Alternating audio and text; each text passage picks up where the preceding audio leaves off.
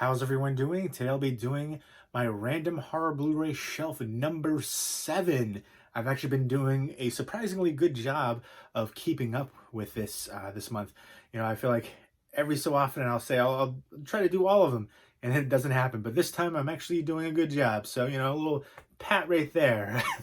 But let me know if you've seen any of these movies on the random horror Blu-ray shelf number 7, and let me know which one is your favorite movie on random horror Blu-ray shelf number 7, and give me some horror Blu-ray recommendations to check out. And again, when I do these horror Blu-ray shelf videos, they're all random, so they're not alphabetized, and they don't include horror movies from Criterion Collection, from Arrow Video, or horror steelbooks, or horror digibooks, or Twilight Time horror. It's just basic standard horror movies on Blu-ray.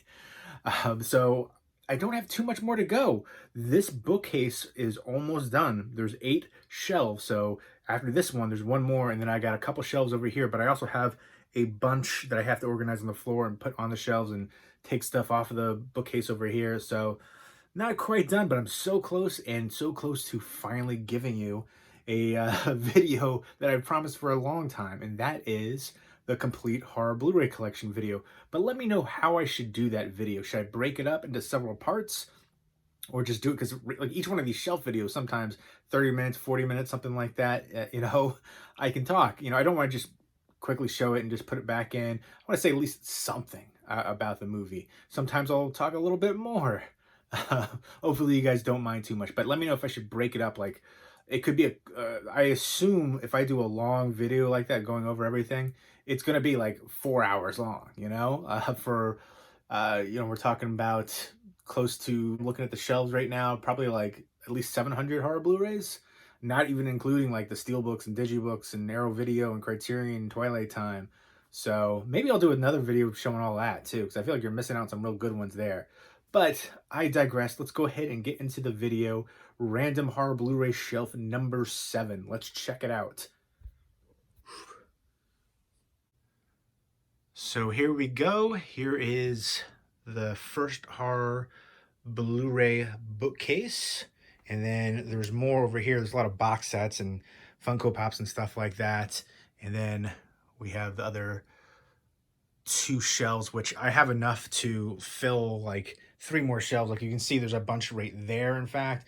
And I've got a bunch over there, and a bunch everywhere, all over the floor. So, yeah, and then, I got the bookcase over there too, which has a few.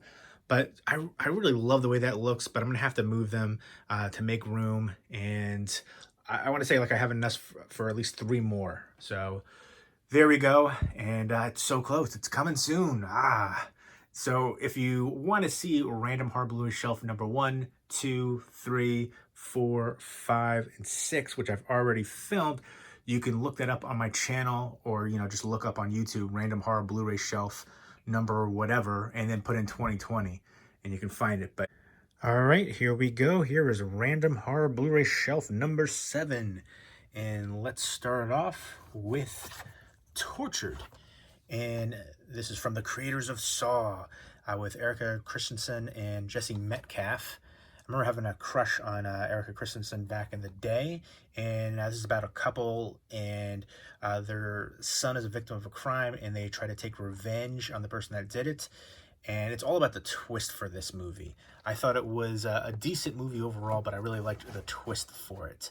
And then next up is Tourist Trap, which is probably my all-time favorite slasher movie. Super creepy, and again, Chuck Connors as Mr. Slauson, just an unforgettable performance, and like anything to do with like mannequins and stuff like that just creeps me the heck out. And it's my favorite full moon movie.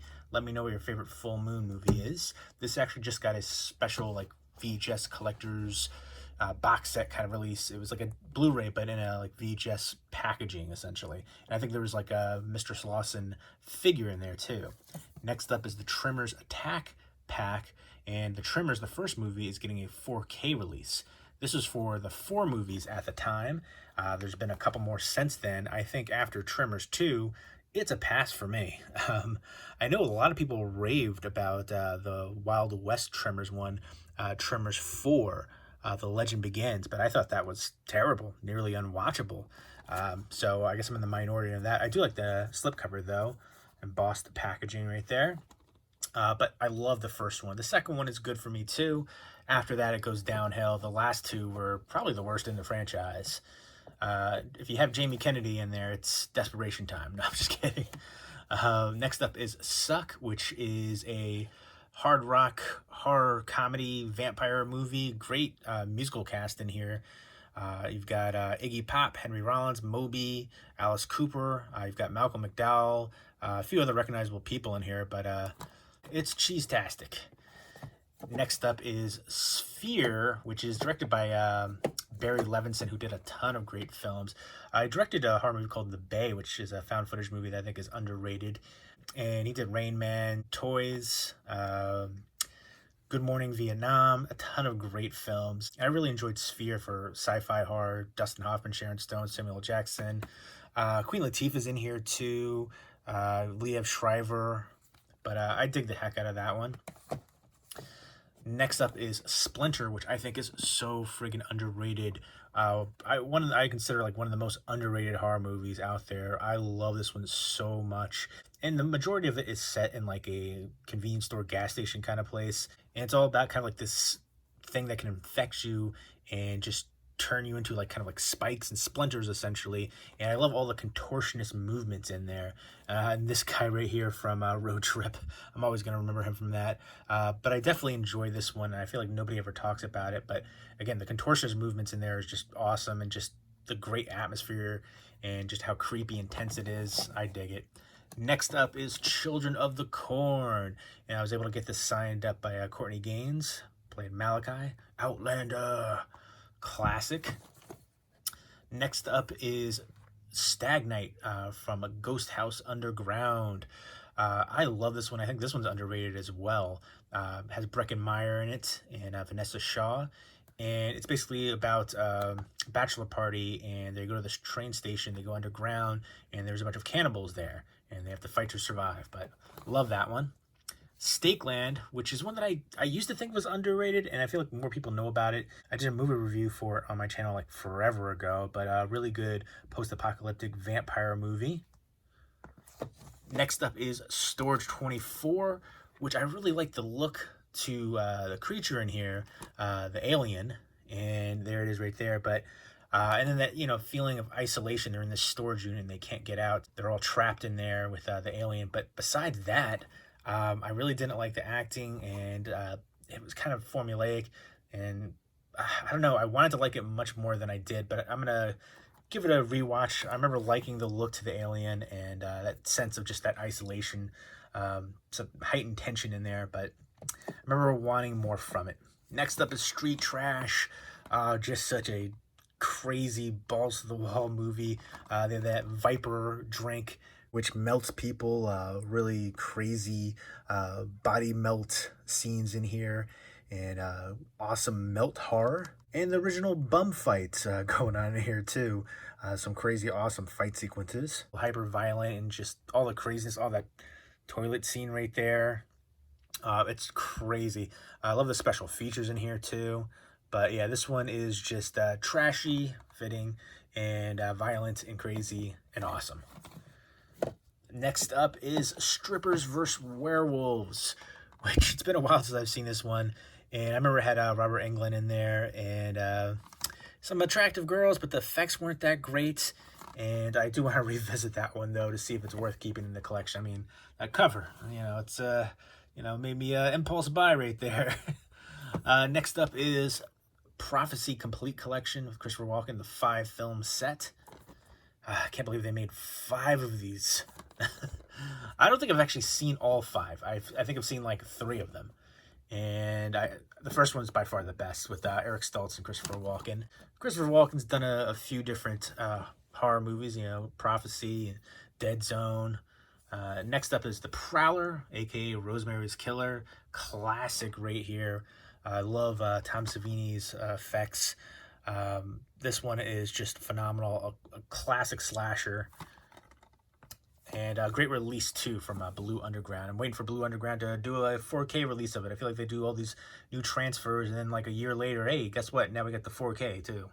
And next up is Slime City and Slime City Massacre double feature from Camp Motion Pictures.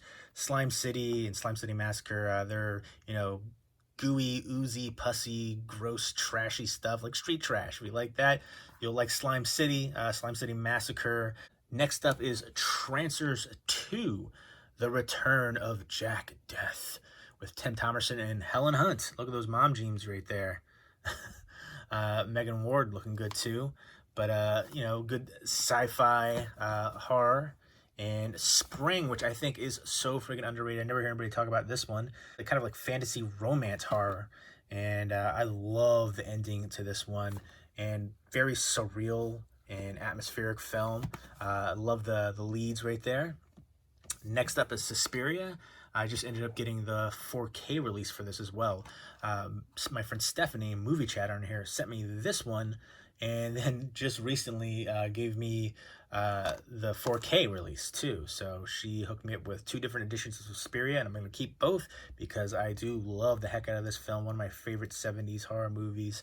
And it's not my favorite Dario Argento movie. Phenomena is my favorite. Let me know what your favorite Dario Argento movie is. But I love the heck out of this one. This one just completely blew me away when I first saw it when I was younger. The score, and then just all the visuals, the color palette. I love the heck out of it. Part of the Three Mothers trilogy, and the best one by far in the Three Mothers trilogy. But phenomenal film. Let me know what you think of the remake as well, if you've seen that. Next up is Shut In with Naomi Watts. And I do want to revisit this one. I remember, I love movies with a snowy setting, and they had that here. There's a big, storm coming. And this kid right here has been in a lot of stuff recently. Jacob Tremblay. He's a good child actor. And you've got Charlie Heaton as well. There he is. Stranger Things. And Oliver Platt right there, too. And her son is... bedridden essentially, and then she's a child psychologist, and this kid goes missing in the storm, and weird things start happening in the house as well, and she's trying to figure out what's going on. I remember thinking this one could have been better, but it was still decent enough to keep in the collection, and I do plan on rewatching it again. Next up is Survival of the Dead with a lenticular slipcover. And this isn't one of George A. Romero's best, but I still enjoy it. I feel like for every zombie film or every post-apocalyptic movie, besides everything else that's going on, man is always man's worst enemy. And I didn't really love the ending for this one. I feel like I was really enjoying the ride, and then the ending was a bit of a letdown, especially like the horse aspect. I was like, come on, really? You're going to leave me on that? Come on. And let me know what your favorite George A. Romero movie is. The Godfather of Zombies right there. Again, not my favorite from him, but, it's still a decent zombie movie, low-budget zombie movie. Next up is the first Purge movie, which I'm not a big fan of the Purge franchise, but I don't know. It's decent. I never loved the concept for it. And Ethan Hawke is in here. He's been in a couple of horror movies now with Sinister as well. I definitely like him as an actor. Next up, we've got Silent Night, which was the remake of Silent Night, Deadly Night, which I've got a couple of that. I love that one of my favorite Christmas horror movies and slasher movies. But this one right here was a decent remake. I definitely like it. And I like the cast here. Jamie King, Malcolm McDowell, Ellen Wong, Donald Logue. And I was able to get this signed up by a few people involved with the film. But yeah, I don't know. I thought this one was interesting with the backstory of it too, which you find out more towards the end. And then I've got 2 copies of Silent Night, Deadly Night, which is an all-time classic. Punish. I love the grandpa in there. You better run, boy. You better run for your life. But I was able to get this one signed up. I got 2 different editions because I'm weird and I love this movie. But it was all about the signature placement on here. Robert Brian Wilson right there on the front of that one. And then on the other one, it's just Robert Brian Wilson on the front. And then the other autographs are on the back. This one has another autograph right there on the front. So they did an in-store signing for this. I really wasn't sure on which one I liked better, so I ended up getting both. I'm a big fan of the movie, so I'm going to keep both for right now. And I hope they do more in-store signings once everything in the world calms down. But for now, you know, I was able to get these ones, so I'm happy. I do like getting the autographs for movies that I enjoy. You know, conventions and stuff like that are a lot of fun. Next up is the 50s horror sci-fi classic with the giant killer ants, Them. Next up is Your Next, which is one of my favorite home invasion movies. Love the heck out of this one. Really awesome female lead right there. Sharni Vinson. There she is, all bloodied up and kicking butt. She was so awesome in that. It's kind of formulaic, but it's just one of the best of its ilk. Let me know what your favorite home invasion movie is. I dig the heck out of that one. Next up is The Vault, which I actually really enjoy the heck out of this one too. It has Francesca Eastwood, who is Clint Eastwood's daughter. I just saw her in MFA and a couple other things too. I like her a lot as an actress. It has Taryn Manning, Clifton Collins Jr., who's actually also in MFA with Francesca Eastwood, and then James Franco. It's kind of a genre blend where it's a kind of a ghost heist movie. These people try to rob a bank, and there's kind of flashbacks to like a previous robbery, and they have to go down in this vault where it's all creepy.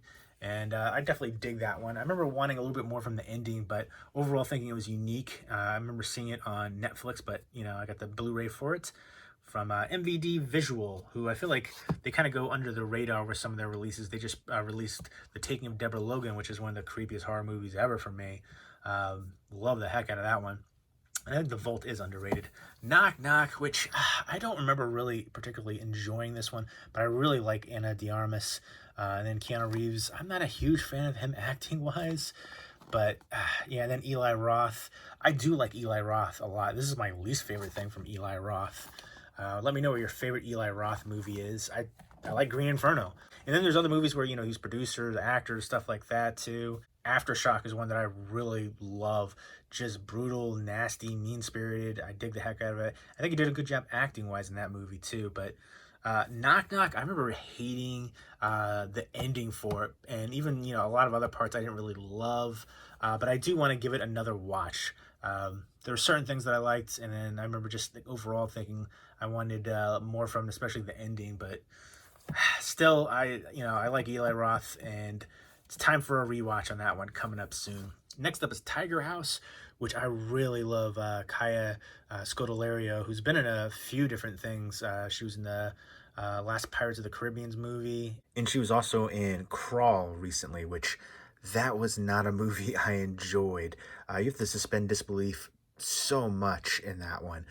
More so than most movies. You've got characters with, you know, broken legs and bones sticking out, out maneuvering all the different, gators going on in there. And I don't know, it's just so many different things, one after another. Like, come on, come on. People loved it, though. It did have some good gore effects. I like the looks to the gators and stuff like that. But I don't know, I just couldn't get past so many different things that happened in that movie. But I do like her a lot as an actress, and she was really good here.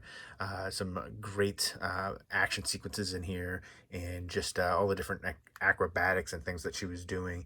And the cast overall is really good, besides, you know, her. And has Doug Ray Scott. This is another home invasion movie, and she is kicking butt in here.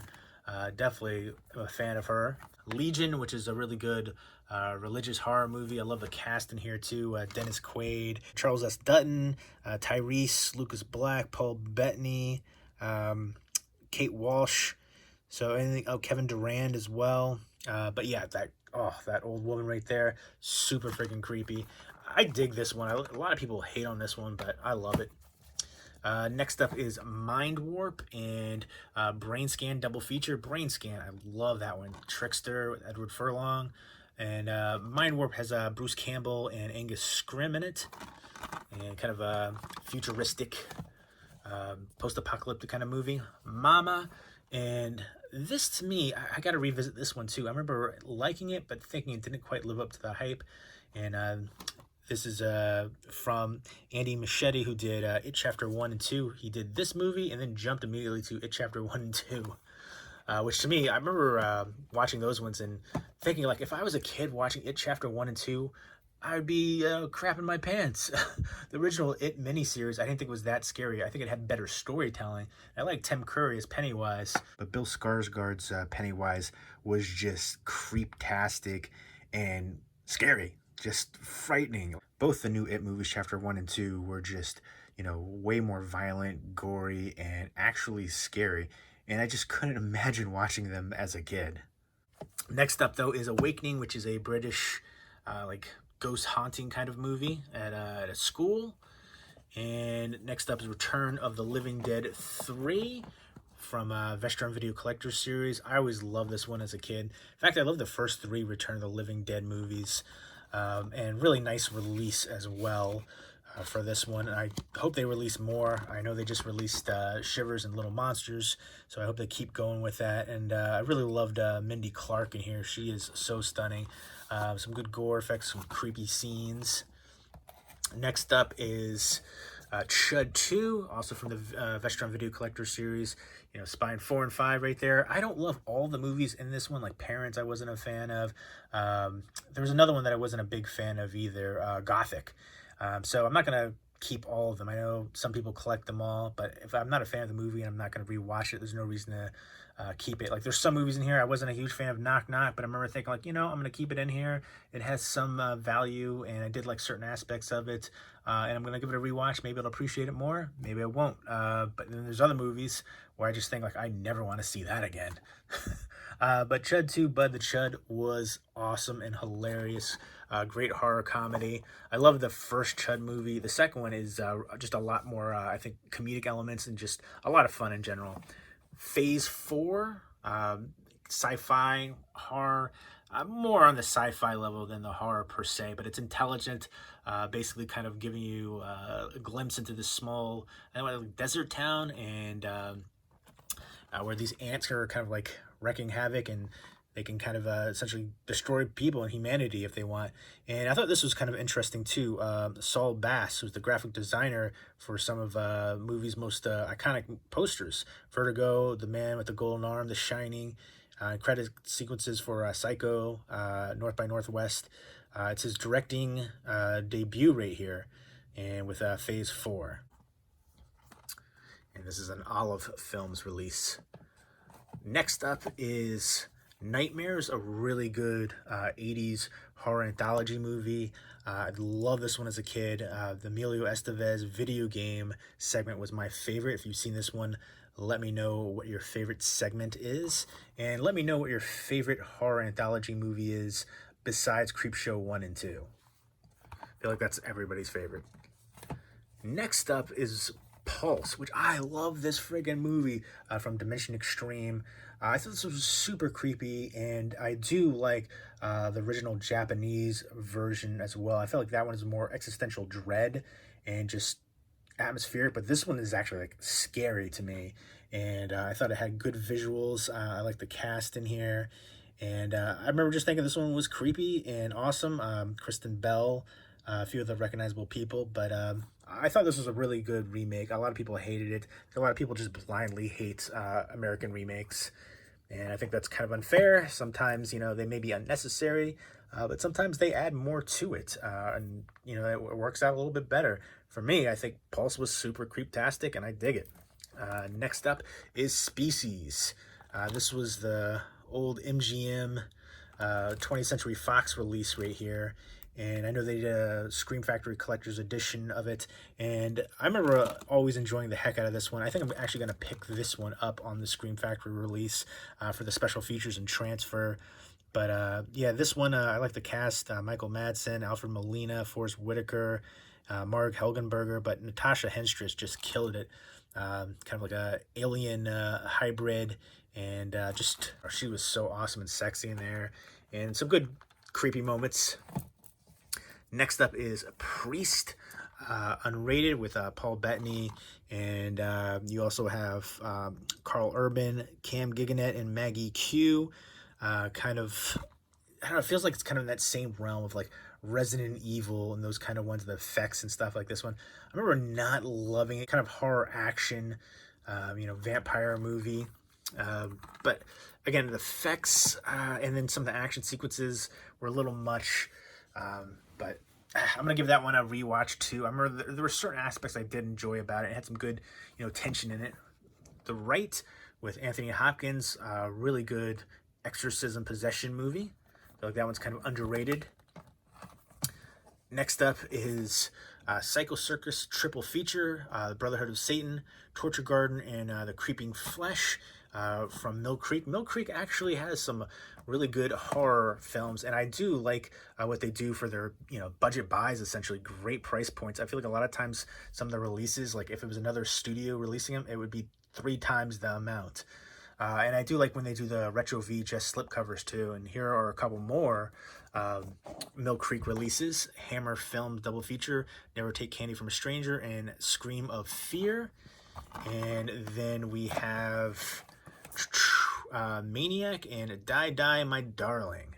If you're a fan of the Misfits, let me know. This movie named Maniac is from 1963. Not to be confused with the 1980 William Lustig, Joe Spinelli Maniac. I really enjoy both other Maniac movies. The Tom Savini shotgun scene in the original was so awesome, but the remake really surprised me with Elijah Wood. When I first the casting for that, I was like, Elijah Wood? Frodo? What is he doing in here? But I really enjoyed the heck out of that one. But yeah, this is a completely different Maniac film, not tied to those ones. Next up is The City of the Dead with Christopher Lee. I really enjoy this one. I don't hear enough people talk about it. This college student goes to like the small town, and she kind of New England town, in a village of Whitewood, and she goes there, and like all these weird things are happening. You kind of find out that the professor has a bit to do with it too, and I just remember it being really creepy and atmospheric, and one that I feel like deserves more attention too. Really good witchcraft horror from 1960. And then we've got Silent House, the American remake with Elizabeth Olsen. I love like the long shots, continuous shots right there. It's supposed to be all in one long continuous take. Here's the Maniac remake. I was just talking about that. I love this one so much. This surprised me. One of my favorite horror movies of the 2010s. Actually, I did a whole video on my top 10 movies of the 2010s, and this made the list. But yeah, I was really impressed by this one.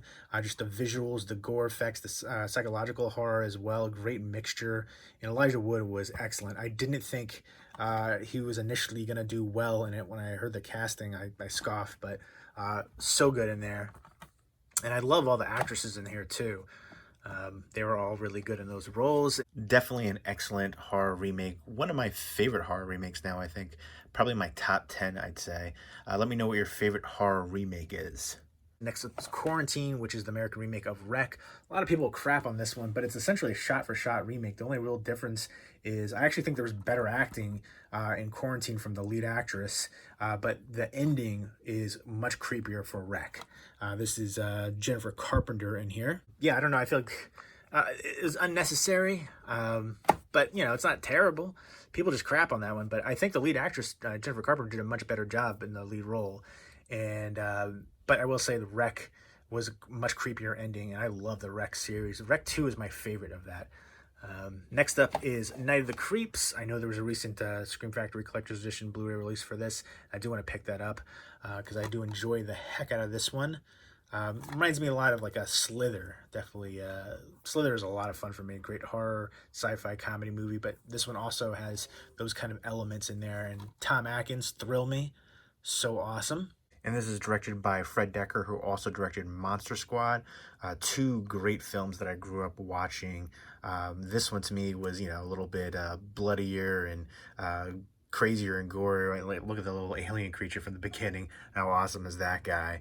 But yeah, so this was just a blast. I like seeing the flashback sequences too, and then how he's kind of haunted for something that he did back in the day. He's the jaded detective character here, helping out this guy and with his friend, and then the love interest. You get the fraternity and sorority aspect, and then the cat in there. But a fun time. Just crazy, ridiculous scenes in there, and again, for me, Tom Atkins makes the movie. Primal, which is an Australian horror movie, infected movie, and this is a UK release, and it's region free. I love this movie. The ending is weird, unnecessary, and I feel like kind of brings the film down a bit. They go out kind of like camping essentially, and they're trying to study this ancient rock painting in like this remote area. And I think they dip into like this swamp area, and somebody's getting infected and getting violent and just acting primal. But I loved this one, but the ending was just weird and out of place. And I kind of like somewhat appreciate that they did something unique like that, but at the same time, it kind of takes away a bit from it. And next up is Black Sheep, which is just a raucous, hilarious New Zealand horror comedy movie about mutant killer sheep. Oh, this is so much friggin' fun, so underrated. This is a Canadian release, Region A, and then like I said, Primal is Region A compatible, even though I got it from the UK. Not all releases from other countries are Region A compatible. You got to check up on, say, like a site like Blu-Ray.com to see if it's a region free or not. Sometimes they don't even tell you. Other people haven't taken the risk and tried it out. But I used to have a region free player. I don't anymore. But I'm thankful for Canada putting out some Blu-rays that we don't have here in the US. But yeah, flocking brilliant, absolutely. So much fun, so ridiculous, bloody, gory, crazy, hilarious film. Again, from New Zealand, I wouldn't expect anything less. They have some really good bloody films, Dead Alive, Peter Jackson goodness, all of his films. What We Do in the Shadows is also from New Zealand. Guns Akimbo and Deathgasm, both from the same director, and both of those are amazing films. But Black Sheep, I would highly recommend the heck out of this one. If you're into just ridiculous, hilarious horror comedy movies, again, killer mutant sheep. What more could you want? Next up is See No Evil with Kane. And I enjoyed this one. I thought this was a really good slasher. The sequel was super disappointing, though. The Saska sisters directing, Danielle Harris in there, Catherine Isabel. It was the Saska sisters' first studio film. So I feel like it had everything going for it. I liked, Kane was coming back, and then, it's in like this like morgue setting. So it had so much positive things going for it, and it was just disappointing. The kills were uninspired.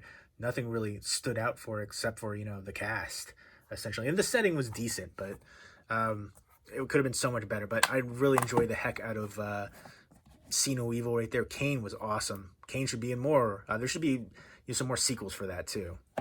Next up is Shadow People with Dallas Roberts from The Walking Dead and Allison Eastwood. And it's kind of like sleep paralysis, shadow figure kind of things, and people being killed. And this radio DJ kind of like looking into the stories of it. I remember having some creepy moments, but I'm thinking it could have been better. But I want to revisit that one. Next up is Peter Cushing in The Blood Beast Terror. Oh my gosh, I love this one. I love the look to the creature when you get that reveal. So friggin' awesome. From Kino Lore, part of the Redemption line. And this is from 1968, great British horror movie. Next up is The Uninvited, which is the remake of A Tale of Two Sisters. A Tale of Two Sisters is amazing. I remember thinking this one was decent. I mean, pales in comparison to the original, but still thinking it has some value. And, I feel like everybody just writes it off. But, I can appreciate it for what it is. Again, it might be an unnecessary remake, but still a decent film overall. I felt like the same thing with the movie Let Me In. I definitely highly prefer the original Let the Right One In. And I felt like the remake was unnecessary, but still a good film. And, Uninvited pales in comparison to Let Me In as well. But we've got a Vampire Circus, part of the Hammer Horror Collection, which I've had for a bit. I still need to watch this one. That looks super awesome. So I will be watching this one soon for sure. Let me know what your favorite vampire movie is. And speaking of vampire, here is a super crazy, ridiculous one. Vampire Girl versus Frankenstein Girl, from the director that did Mutant Girl Squad and Tokyo Gore Police. And this one is like in that same kind of vein where it's just bloody, ridiculous, crazy, over the top. People getting limbs cut off and just super crazy stuff, blood everywhere, but just a super fun time. If you like that over the top, Japanese horror, I think you'll definitely appreciate that. Just gore overload.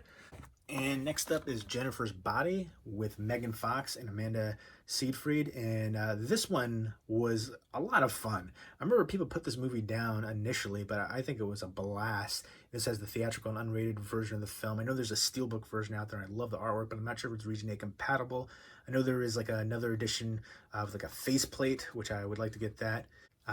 But yeah, this is directed by Karen Kusama, who directed The Invitation, which was a really good slow burn movie. But she also directed Aeon Flux, which was horrendous. I love the old animated series, but the live film adaptation was not good. But this was a blast. Love the heck out of it. A real fun ride. I feel like it introduced a lot of people to Megan Fox. Next up is Van Helsing with Hugh Jackman and Kate Beckinsale. I know there's a 4K release for this one, and I kind of want to check that out just to see how the transfer is. I'm going to look into it before I decide to buy it, see the reviews for the transfer. But this is directed by Stephen Sommers, who did the first two Mummy films. He also directed a movie called Odd Thomas, which was a Dean Koontz adaptation. It starred Anton Yelchin. Really enjoyed the heck out of that one. Creepy, atmospheric. I thought the ending was a bit formulaic. Even though I could predict that one, how it played out, I still really enjoyed it overall. And Odd Thomas also starred Addison Timlin, who was the love interest, and she is absolutely stunning and talented, great actress. She was in the Town That Dreaded Sundown sequel, and Odd Thomas also starred Stephen Sommers' daughter, Ashley Sommers, so a bit of a family affair there. And I definitely think Odd Thomas is an underrated movie that more people should check out, and definitely sad that Anton Yelchin passed away. I think he was a talented young actor, and I really loved him in Green Room as well. That was one of the most tense movies I've ever seen. But this one had really good visuals too. Some of the CG effects and makeup effects were better than others in here. But I remember always enjoying this one. I like the cast a lot. Continuing that storyline of Van Helsing, classic, Monster Hunter. Next up is The Vampire's Assistant, which I still have not seen. I got this from Blockbuster. I think I got it for like $1 with Selma Hayek. And then you also have John C. Reilly and Josh Hutcherson and Ken Watanabe and Ray Stevenson. So some good people in here, good actors. Willem Dafoe also, wasn't even aware, but this one looks like it's going to be a little hokey from that cover. But I'm going to give this one a chance. The visuals right there, I don't know if I like that. But I guess it's a vampire movie, and the cast is a good draw. Put this off for a while, I think most because that cover, and then just like some of the shots right there with the visuals, the visual effects. I wasn't really a fan of how that looked. But again, for that price point of $1, I miss Blockbuster though. So yeah, time to watch that. Long overdue on watching that one. Let me know if you got anything when Blockbuster closed down. I ended up picking a bunch of stuff. And again, I grew up in the VHS rental era store, so I remember the mom and pop stores. And then, Hollywood Video and Blockbuster took over. And then those went out. And, it was like Redbox and then Netflix and all the streaming stuff. I definitely miss going to the video rental stores. It's like a form of socialize. I remember, talking to other customers, talking to the people that worked there. It was awesome. I remember recommending movies to people, helping people figure out what movie they were thinking of, but they couldn't remember the name of the movie, stuff like that. So I dig it. So there you go, though. That is Random Horror Blu-ray Shelf number 7.